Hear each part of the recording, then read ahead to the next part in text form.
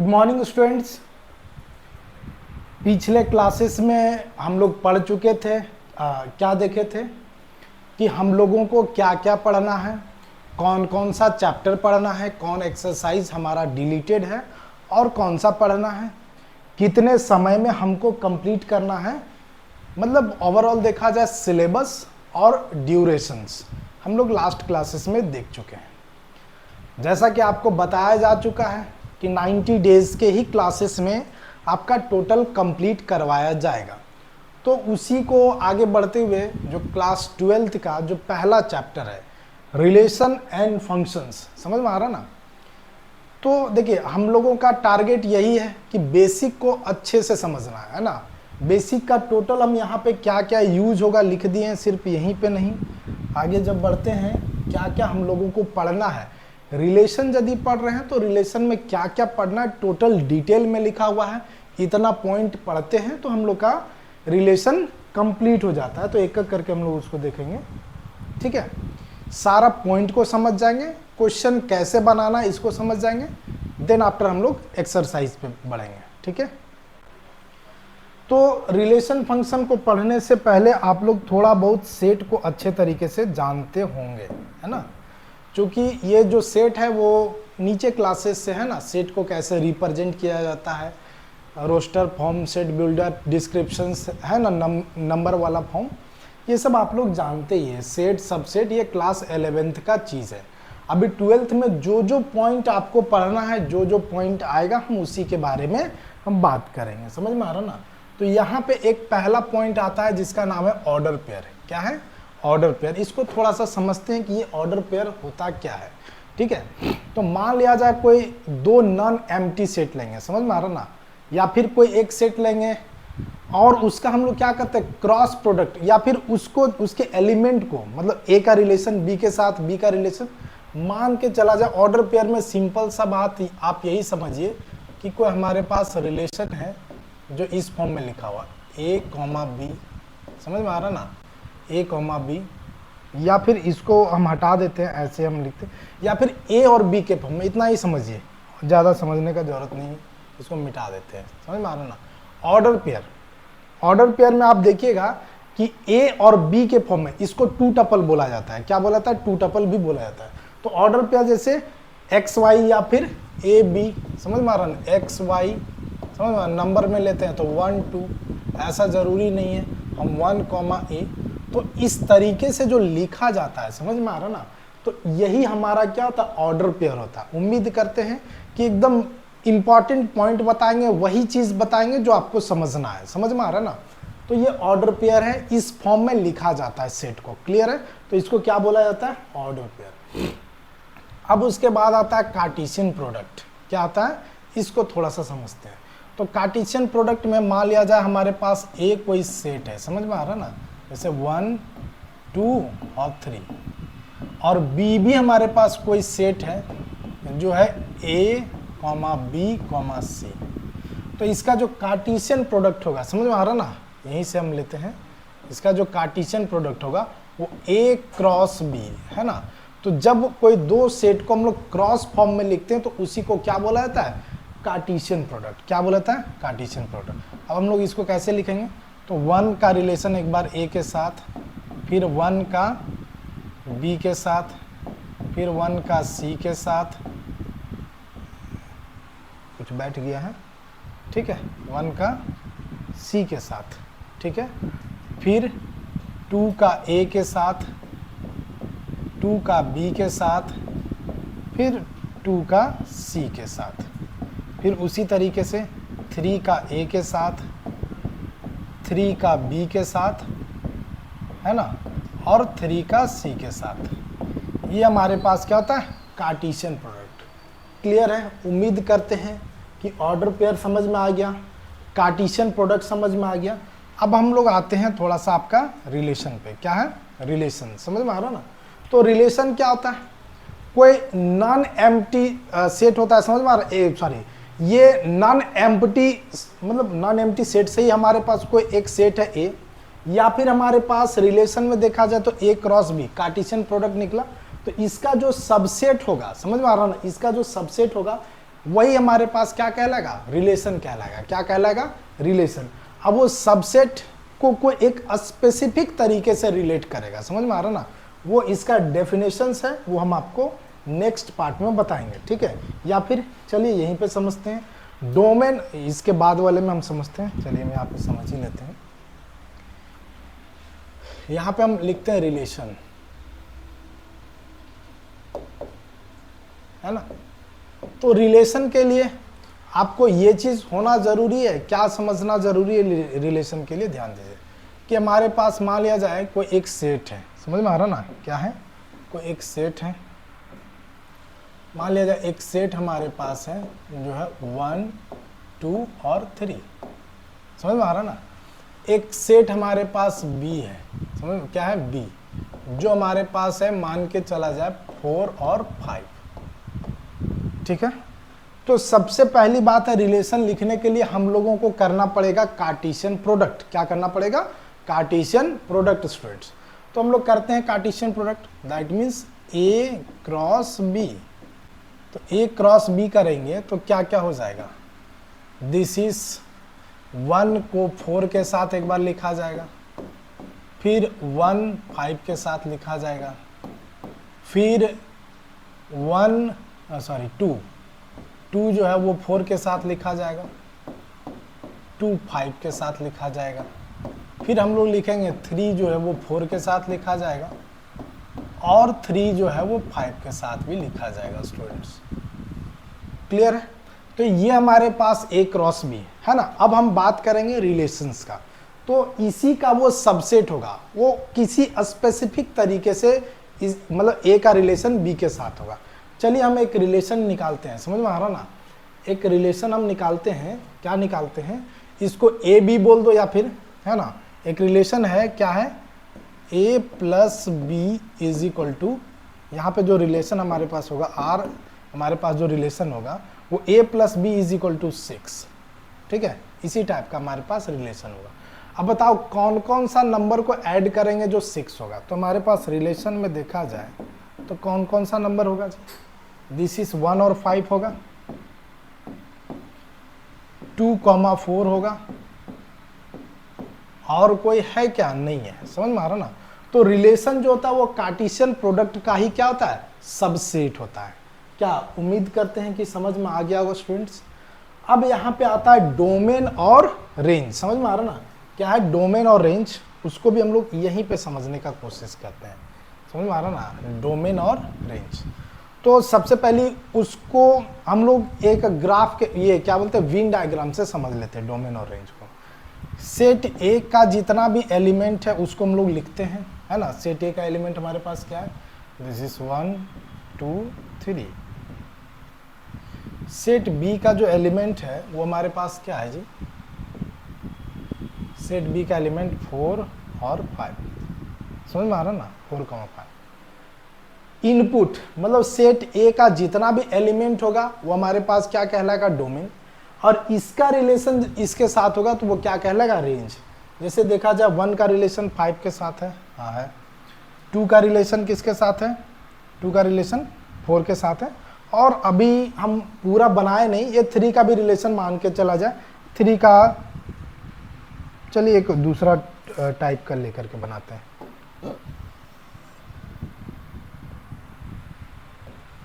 हम set A लेते हैं, 1 2 3 है, और यहाँ पे हम लेते हैं सेट B, समझ में आ रहा ना।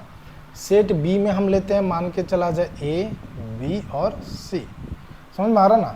तो 1 का रिलेशन इसके साथ, इसका इसके साथ, इसका इसके साथ, क्लियर है, समझ में आ गया, कोई दिक्कत नहीं है। तो सेट A का जितना भी एलिमेंट होगा, सेट A का जितना भी एलिमेंट होगा वो हमारे पास डोमेन कहलाएगा। सेट B का, इसका जहाँ पे मैपिंग होगा, समझ में आ रहा ना, इसका जहाँ पे मैपिंग होगा, तो मैपिंग किसके साथ है, A B C के साथ, समझ में आ रहा ना, क्या है, A B C के साथ। तो ये A और B और C हमारे पास क्या कहलाएगा, रेंज कहलाएगा। और सेट B का जो जितना सारा एलिमेंट होता है उसी को कोडोमेन बोलते हैं। एक और हम लेते हैं,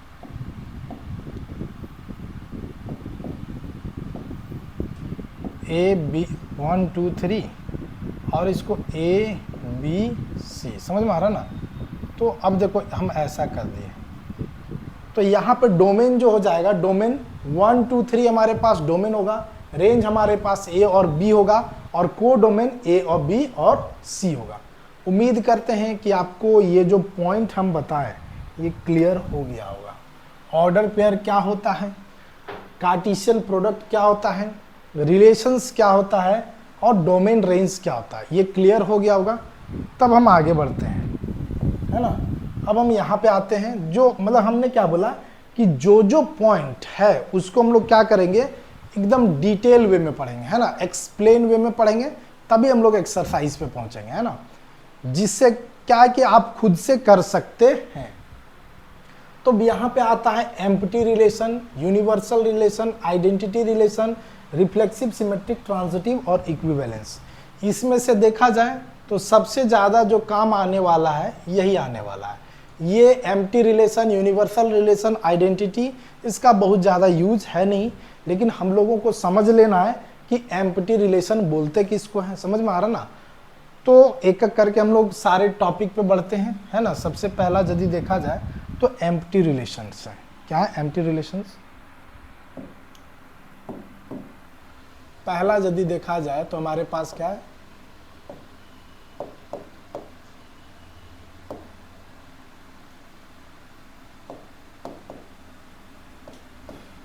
देखा जाए एम्प्टी रिलेशन को वॉइड रिलेशन भी बोला जाता है। क्या बोला जाता है स्टूडेंट्स? वॉइड रिलेशंस, ठीक है। एम्प्टी को वॉइड भी बोला जाएगा, ठीक है। अब इसके लिए सबसे पहली बात है रिलेशंस है, तो हमको कोई एक सेट लेना पड़ेगा, उसका कार्टेशियन प्रोडक्ट लेना पड़ेगा, वहां से रिलेशन लेना पड़ेगा, तब जाकर के हम लोग चेक करेंगे। तो मान लिया जाए हमारे पास कोई एक सेट है जो है हमारे पास ए 1 2 3, और अभी हम अब अच्छा एक चीज और है, सेट ए का सेट ए के साथ भी रिलेशन होता है, ठीक है।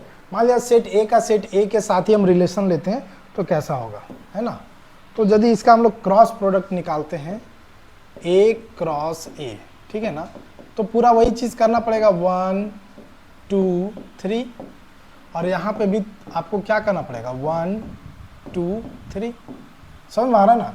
तो ये अब हमारे पास क्या हो जाएगा, दिस इज 1 1 1 2 1 3 2 1 2 2 2 3 3 1 3 2 और 3 3। अभी हम समझा रहे हैं, ठीक है, उसके बाद हम लोग लिखेंगे, समझ में आ रहा है क्या है, हम लोग अभी समझा रहे हैं। अब यहाँ पे एक हम रिलेशन लेते हैं आर, आर हमारे पास एक रिलेशन है, मतलब कैसा है, ए कॉमा बी, है ना, ए कॉमा बी एक हम रिलेशन लेते हैं सच डैट, है ना, ए और बी जो है, ए हम कैसा रिलेशन लेते हैं, एक रिलेशन ले लेते हैं ए कॉमा बी, जहाँ पे ए और बी जो है वो सेट ए का एलिमेंट है, समझ में आ रहा ना। ए कॉमा बी हम एक रिलेशन लेते हैं जहाँ पे ए और बी क्या है, सेट ए का रिलेशन, क्या बोलते हैं, एलिमेंट है, वेयर हमने क्या है, वेयर, जहाँ पे ए प्लस बी, समझ में आ रहा ना। हम क्या ले रहे हैं, एम्प्टी रिलेशन ले रहे हैं ना, जहाँ पे हम a plus B is equal to हम बोलते हैं 10, क्या बोलते हैं 10। अब देखो a किसको बोलते हैं, ध्यान दिया जाए, a किसको बोलेंगे, इसको हम लोग a बोलेंगे, ये हमारे पास b है, a और b है, समझ में आ रहा ना। तो इसमें से खोज के देख लो, कोई भी दो सा नंबर है जिसको ऐड करेंगे तो क्या, कोई दो नंबर है जिसको ऐड करेंगे तो 10 आएगा, आएगा नहीं आएगा, समझ में आ रहा ना। तो हमारे पास ये जो रिलेशन बनेगा आर बनेगा वो कैसा बनेगा, एम्प्टी, मतलब समझ में आ रहा ना कि एक भी सेट हमारे पास नहीं आया। जब एक भी सेट नहीं आता है तो हम लोग उसको क्या बोलते हैं, एम्प्टी रिलेशंस। उम्मीद है कि आपको समझ में आ गया होगा, नहीं समझ में आया आप रिपीट कीजिए, आप कमेंट कीजिए, हम आपको क्लियर करवाएंगे, ठीक है। तो अभी हम पहला एक टॉपिक किस पे लिए थे, एम्प्टी रिलेशंस, समझ में आ रहा ना। तो ये एम्प्टी रिलेशंस आपका क्लियर होता है। अब दूसरा हम लेंगे यूनिवर्सल, क्या लेंगे, यूनिवर्सल्स। आगे बढ़ते हैं। जो दूसरा पार्ट था वो हमारे पास क्या था, यूनिवर्सल। यूनिवर्सल, समझ में आ रहा है? तो यूनिवर्सल रिलेशन, चलिए इसमें भी हम उसी से लेते हैं, समझ में आ रहा ना, इसमें से भी सेट एक ही, मतलब इजी तरीके से आपको समझाने का कोशिश करेंगे। हम एक लिए ए, जो हमारे पास कितना 1 2 और 3, समझ में आ रहा ना। अब हम ए क्रॉस ए कर रहे हैं, तो ए क्रॉस ए अभी हम लोग निकाल चुके थे, क्या निकला था 1 1 1 2। जरूरी नहीं कि हम ए क्रॉस बी कोई दूसरा सेट भी ले सकते थे, 4 5 भी ले सकते था, अल्फाबेट में भी ले सकते थे, लेकिन अभी आपको पहले समझना है तो उस टाइप का हम आपको बता रहे हैं। 1 2 1 3 और फिर क्या हो जाएगा 2 1 2 2 2 3, है ना, और 3 1 3 2 और 3 3। अब यूनिवर्सल में टोटल आना चाहिए, जो भी हमारे पास कार्टेशियन प्रोडक्ट होता है वो टोटल आना चाहिए। तो इसके लिए हम एक रिलेशन लेते हैं, आर। कभी भी रिलेशन निकालने से पहले जो हमारे पास सेट दिया रहेगा उसका क्रॉस प्रोडक्ट निकालिएगा, तभी आप रिलेशन अच्छे से निकाल पाइएगा। समझ में आ रहा ना, तब आपको क्लियरली दिखेगा, अदरवाइज दिक्कत होगा स्टूडेंट्स। चलिए यहाँ पे हम जब रिलेशंस लेते हैं तो रिलेशन आर हम क्या लेते हैं कि A comma B such that ए और बी क्या है, सेट ए का ही एलिमेंट है ना, सेट ए का, वेयर। अब देखिए यहाँ मान लिया जाए हम दो सेट लिखते तो ए और बी लिखते, जहाँ पे A belongs to set A और B belongs to set B लिखते, ऐसा लिखते, समझ में आ रहा। तो अभी हम एक ही सेट का ले रहे हैं इसलिए ऐसा लिख रहे हैं। एक हम वो वाला भी लिख के दिखा देंगे जहाँ पे वेयर क्या है ना, हम ऐसा बोल रहे हैं कि a plus B is greater than 0। समझ में आ रहा ना, हमारे पास कंडीशन क्या है, जहाँ a प्लस बी को ऐड करेंगे तो 0 से बड़ा होगा, तो सारा 0 से बड़ा होगा। देखिए 1 + 1 2 0 से बड़ा, 1 + 2 3 0 से बड़ा, सब ऐड करेंगे तो हमारे पास क्या होगा 0 से बड़ा होगा। समझ में आया ना। तो हमारे पास जो रिलेशन निकला वो कैसा रिलेशन निकला, सारा एलिमेंट आ गया, 1 1 आ गया, 1 2 आ गया, 1 3 आ गया, 2 1 आ गया, 2 2 आ गया, 2 3 आ गया, 3 1 आ गया, 3 2 आ गया और 3 3 आ गया। क्लियर है? किसी को ऐसा लग रहा है कि नहीं सर हमको 2 एलिमेंट लिख करके बताइए। चलिए यदि 2 एलिमेंट लिखने की बात है हम लिख करके भी दिखाते हैं। यूनिवर्सल रिलेशन में एक हम ए लेते हैं जो हमारे पास है 1 2 और 3, एक हम बी लेते हैं जो हमारे पास है 4 5। अब यहाँ पे आपको बोलेगा, यहाँ रिलेशन दिया हुआ है, रिलेशन देगा ऐसा है ना कि A comma B such that A belongs to set A and B belongs to set B and, है ना, और क्या, जहाँ पे a plus B greater than 1 लिख देते हैं। चलो ऐसा लिख देते हैं, समझ में आ रहा ना। ये दोनों को ऐड करेंगे तो हमारे पास क्या 1 से बड़ा आना चाहिए। तो कभी भी रिलेशन निकालने के लिए हम लोग तुरंत क्या करेंगे, कार्टेशियन प्रोडक्ट निकालते हैं। समझ में आ रहा ना। तो Cartesian product a cross b करेंगे जी, करेंगे। अब यहाँ पे हमारे पास क्या हो जाएगा 1 4 और 1 5, फिर क्या हो जाएगा 2 4 2 5 और क्या हो जाएगा 3 4 3 5। समझ में आ रहा ना। तो ये हुआ। अब यहाँ पे हमको ढूंढना कैसा, a प्लस बी, ये दोनों को ऐड करेंगे तो 1 से ज़्यादा होगा, तो ये भी 1 से मतलब 1 + 4 कितना आता है 5, 1 से ज़्यादा है।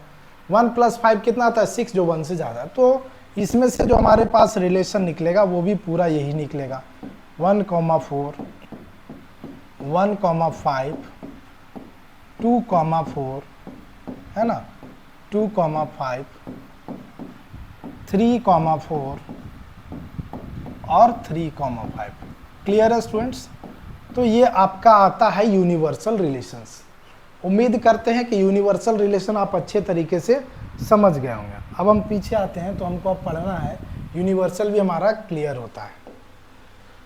उसके बाद आता है आइडेंटिटी रिलेशंस, है ना? क्या है? Identity relations.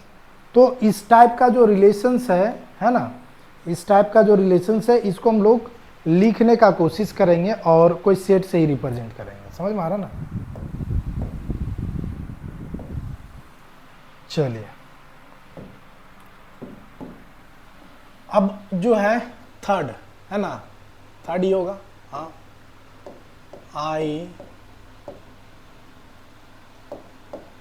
Identity relation. समझ में आया क्या है? Identity relations. क्लियर है? तो आइडेंटिटी रिलेशंस क्या होता है कि मान लो कोई एक सेट के लिए हम लिए हैं, सेट ए के लिए,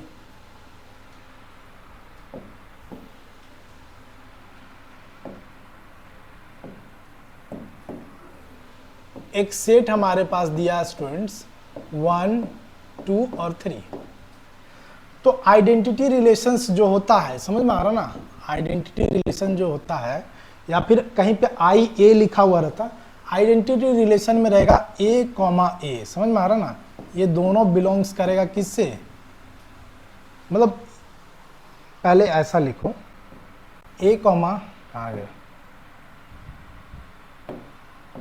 थोड़ा दिखता नहीं है, A comma A belongs to R, है ना, फॉर ऑल, है ना, A belongs to set A. ठीक है, कुछ इस टाइप का आपके पास रहेगा। मतलब ए और ए ही होना चाहिए और कोई दूसरा नहीं होना चाहिए। समझ में आ रहा ना? क्या है, आपके पास ए और ए ही होना चाहिए। दैट मीन्स इसके लिए फिर से हम लोग क्या करेंगे, क्रॉस प्रोडक्ट निकालेंगे, ए क्रॉस ए। तो ए क्रॉस ए निकालेंगे तो पूरा लिखाएगा, है ना, 1,1, 1,2, 1,3, फिर आपके पास आता है 2,1, 2,2, 2,3, फिर आता है 3,1, 3,2 और 3,3। तो जो आइडेंटिटी रिलेशन होता है, आइडेंटिटी रिलेशन, समझ आ रहा ना, वो सिर्फ और सिर्फ डायगोनल एलिमेंट होना चाहिए। मतलब ए और ए ही होना चाहिए, उसको छोड़ करके और कोई नहीं होना चाहिए। तो यहाँ पे क्या हो जाएगा, दिस इज 1,1, 2,2 और 3,3। इसको छोड़ करके और कोई भी एलिमेंट नहीं होना चाहिए। किसमें? आइडेंटिटी में। क्लियर है? इसके बाद जब आइडेंटिटी हम लोग कर लेते हैं तो रिफ्लेक्सिव, सिमेट्रिक और ट्रांजिटिव, है ना, जिसका क्लासेस हम एक बार दे चुके हैं, लेकिन फिर से हम एक बार क्लियर करते हैं इसको। अब आता है आपके पास रिफ्लेक्सिव।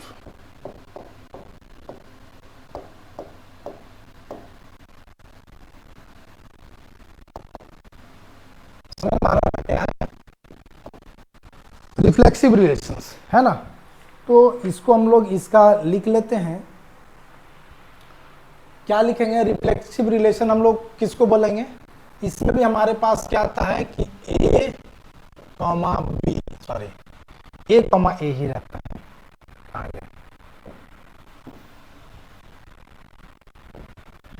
ए कॉमा ए, समझ में आ रहा है, belongs to R, for all, मतलब सभी A belongs to set A. अब इसमें से क्या डिफरेंस है, इसको थोड़ा सा समझने का हम लोग कोशिश करेंगे। ये लगभग आइडेंटिटी के जैसा दिखा, समझ में आ रहा ना, आइडेंटिटी और इसमें क्या डिफरेंस है इसको समझाते हैं। यहां पे भी हमारे पास मान लिया जाए कोई एक सेट है जो 1, 2, 3 है। अब तो समझ में आ गया होगा, ए क्रॉस ए हमको लिखने का कोई जरूरत नहीं है, लेकिन चलो फिर भी हम लिखते हैं। समझ में आ रहा ना, क्या है, ए क्रॉस ए। तो ए क्रॉस ए में वही चीज लिखा है, 1,1, 1,2, 1,3, 2,1, 2,2, 2,3, फिर 3,1, 3,2, और 3 3। तो यहां पे बोला है आपके पास क्या है, आइडेंटिटी रिलेशन। तो आइडेंटिटी रिलेशन में क्या है, 1 1, सॉरी रिफ्लेक्सिव बोला है, 1 1 2 2 और 3 3। तो ये तो रिफ्लेक्सिव है, आइडेंटिटी भी है। तो आइडेंटिटी और रिफ्लेक्सिव ये दोनों में क्या डिफरेंस है, समझ में आ रहा ना? हेलो, हाँ बोलिए बबलू जी। क्लास ले रहे हैं, बैठिए, ऑफिस में आ गए हैं क्या?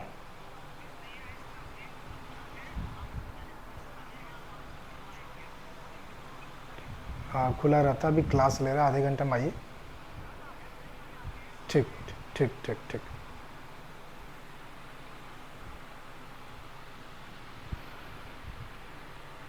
क्लियर है? चलिए, तो आइडेंटिटी और रिफ्लेक्सिव में क्या, आइडेंटिटी में एक कंडीशन है और रिफ्लेक्सिव में एक कंडीशन है, इसको समझना। आइडेंटिटी में सिर्फ और सिर्फ डायगोनल एलिमेंट ही होना चाहिए, और रिफ्लेक्सिव में डायगोनल के साथ और भी एलिमेंट हो तो चलेगा। दैट मीन्स यहां पे 1 1 है, 2 2 है, 3 3 है और 1 2 है। समझ में आ रहा ना? सॉरी 1 2 है। तो ये भी हमारे पास क्या हो जाएगा, रिफ्लेक्सिव। आइडेंटिटी में सिर्फ और सिर्फ यही तीनों होना चाहिए, 1 2 या फिर कोई इसका एलिमेंट नहीं होना चाहिए। क्या बात समझ में आ गया? बात समझ में आ गया? ये किसका है, रिफ्लेक्सिव।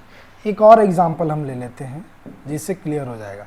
मान लिया जाए सिर्फ 1 1 रहे, 2 2 रहे और 1 3 रहे, तो क्या ये रिफ्लेक्सिव होगा?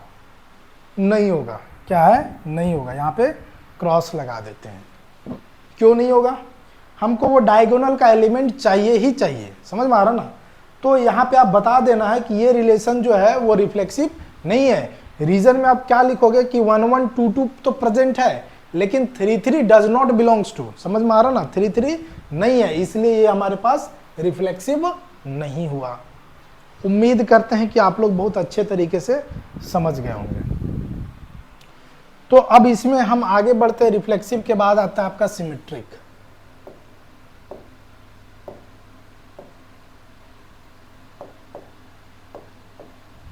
समझ में आ रहा ना?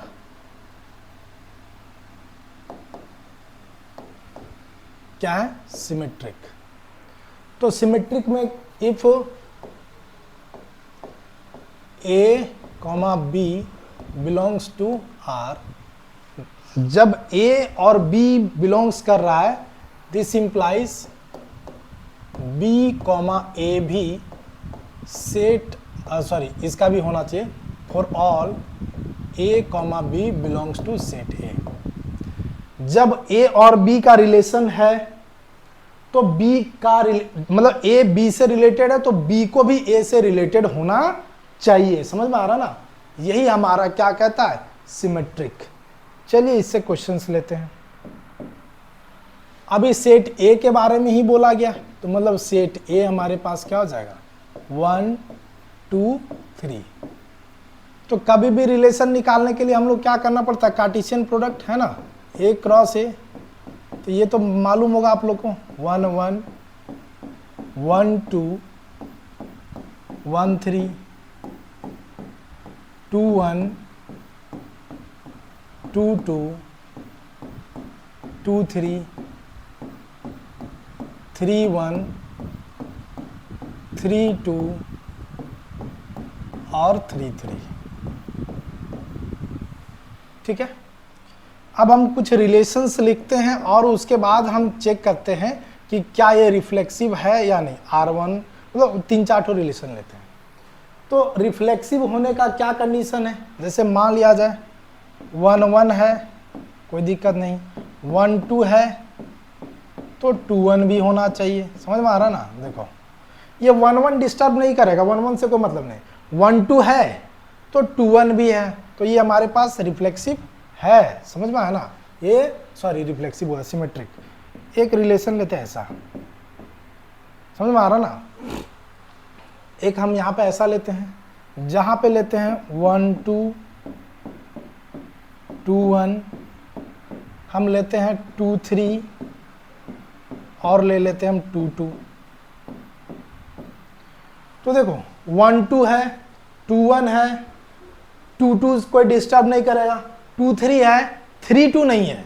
क्या नहीं है? 3 2 नहीं है। तो ये हमारे पास सिमेट्रिक नहीं होगा। क्या उम्मीद करते हैं सिमेट्रिक आप लोग को समझ में आ गया कि यदि ए का रिलेशन बी के साथ है तो बी का भी रिलेशन ए के साथ होना चाहिए। डायगोनल एलिमेंट डिस्टर्ब नहीं करता है। तो इसमें अब ज्यादा बताने का कोई जरूरत नहीं है। समझ में आ गया होगा स्टूडेंट्स। चलिए आगे बढ़ते हैं। अच्छा यही लास्ट पेज है। ओहो, एक पेज हमको और इसी में लेना पड़ेगा। हम बता तो देते हैं लेकिन वो आपका नोट्स में आएगा नहीं। ठीक है, चलिए ठीक है, इसको हम बताते हैं। जो है आपका क्या है, रिफ्लेक्सिव, सिमेट्रिक और ट्रांजिटिव, है ना। यहां पे अब हम लेते हैं ट्रांजिटिव।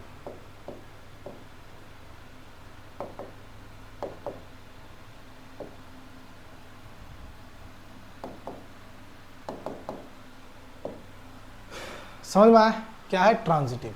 तो ट्रांजिटिव का हमारे पास क्या कंडीशन होना चाहिए? इफ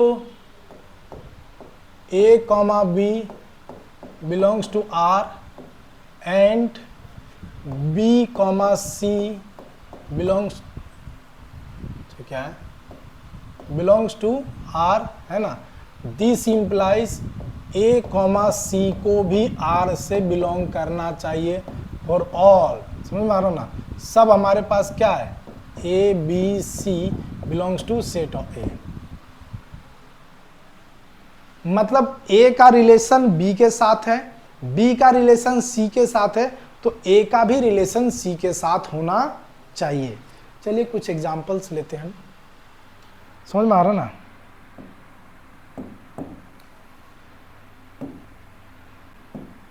चलिए एक हम रिलेशन लेते हैं आर। हमारे पास ऐसा है 1 1 है और यहाँ पे 1 2 है। पहले इसको देखो, ठीक है। तो सबसे इंपॉर्टेंट समझने का यही है। देखो ए बी और बी सी, तो ए सी है, A comma C, A comma सी में कौन आ रहा है 1 और 2, तो 1 2 तो है ही। तो हमारे पास ये जो रिलेशन होगा वो कैसा रिलेशन होगा? ट्रांजिटिव रिलेशन होगा। कैसा रिलेशन होगा? ट्रांजिटिव। चलिए और समझने का कोशिश करते हैं।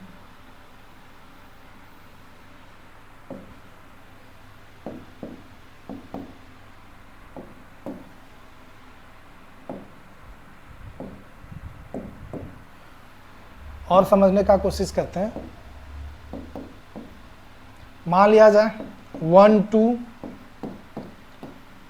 2 3 और यहां पे हमारे पास 1 3। चलो ए बी, बी से फिर से शुरू हो रहा है, तो ए बी बी सी, तो ए सी 1 3 यहां पे है, तो हाँ ये हमारे पास ट्रांजिटिव हुआ। चलिए एक और रिलेशन लेते हैं हम यहाँ पे। मान लिया जाए 1 3 3 1, है ना। यहाँ पे लिख देंगे 1 2, इसको चेक करो।